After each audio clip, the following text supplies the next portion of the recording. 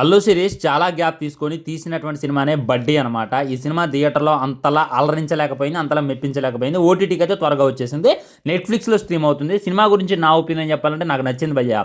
ఎంచుకున్నటువంటి కథ బాగుంది, దాని స్క్రీన్ ప్లే బాగుంది, ఇంప్లిమెంట్ కూడా బాగుంది. మరి జనాలకు ఎందుకు నచ్చలేదు అనేటటువంటి పాయింట్ ఆఫ్ వ్యూలో ఒకటి, ఎందుకు సినిమా అంతలా అలరించకపోయింది అనేటటువంటిది జాగ్రత్తగా మాట్లాడుకోవాలంటే ముందేందంటే ఇది Tamil teddy movie అనుకున్నారనమాట.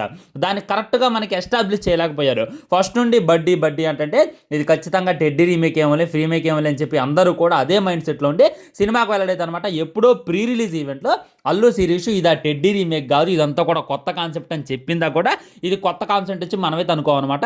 So cinema story line చాలా సింపుల్ అనమాట. ఒక డాక్టర్ ఉంటాడు, తను హార్ట్ సర్జరీలు చేస్తూ ఉంటాడు. పెద్ద పెద్ద బిలియనీర్ల దగ్గర వాళ్ళ పిల్లల్ని కాపాడడానికి, వాళ్ళని కాపాడడానికి బిలియన్స్ ఆఫ్ మనీ తీసుకొని వాళ్ళకి హార్ట్ సర్జరీ చేస్తూ ఉంటారు. దానివల్ల అమాయకులందరినీ చంపుతూ ఉంటాడు.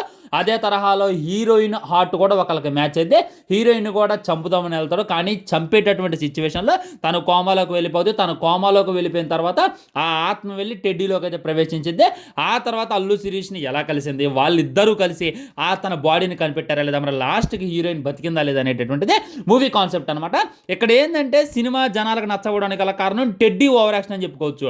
ఒక్క టెడ్డీ వస్తున్న మొత్తం సీన్లు తీసేయండి, మిగతా అంతా కూడా వేరే లెవెల్ ఉంటుంది అనమాట. అల్లు శిరీష్ అయ్యి ఉండొచ్చు, వేరే వేరే యాక్టర్స్ కూడా చాలా బాగా నటించారు. కానీ టెడ్డీ వస్తున్నప్పుడు అయితే చికాకు పుట్టింది అనమాట.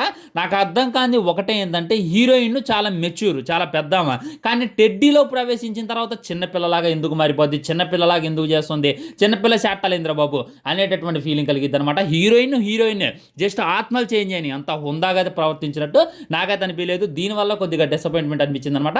సాంగ్స్ చాలా బాగున్నాయి, బ్యాక్గ్రౌండ్ మ్యూజిక్ కూడా అదిరిపోయింది, ఫైట్లు కూడా వేరే లెవెల్ ఉంటాయి. క్లైమాక్స్లో అయితే నాకు కొద్దిగా కళ్ళమ్మ నీళ్ళు తిరిగిపోయాయి, గూజ్ బంప్స్ కూడా వచ్చాయి అనమాట. Decent love story. Allu Sirish ఏ సినిమాలో చేయనటువంటి యాక్టింగ్ ఈ సినిమాలో చేశాడు అనేటటువంటి ఫీలింగ్ కూడా నాకైతే అడుగడుగునా కలిగింది అనమాట. ఒకసారి వెళ్ళి ఒక లుక్ వేయండి, ఫ్యామిలీతో చూసేటటువంటి సినిమా.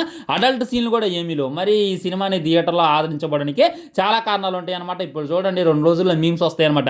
చాలా మంచి సినిమా తీసి ఎలా ఫ్లాప్ చంద్రబాబు అనేటటువంటి ఇది కూడా వస్తాయి అనమాట. కొన్ని సీన్లు యాక్సెప్ట్ చేస్తే 2x స్పీడ్లో సినిమా అయితే అదిరిపోయింది ఫ్రెండ్స్.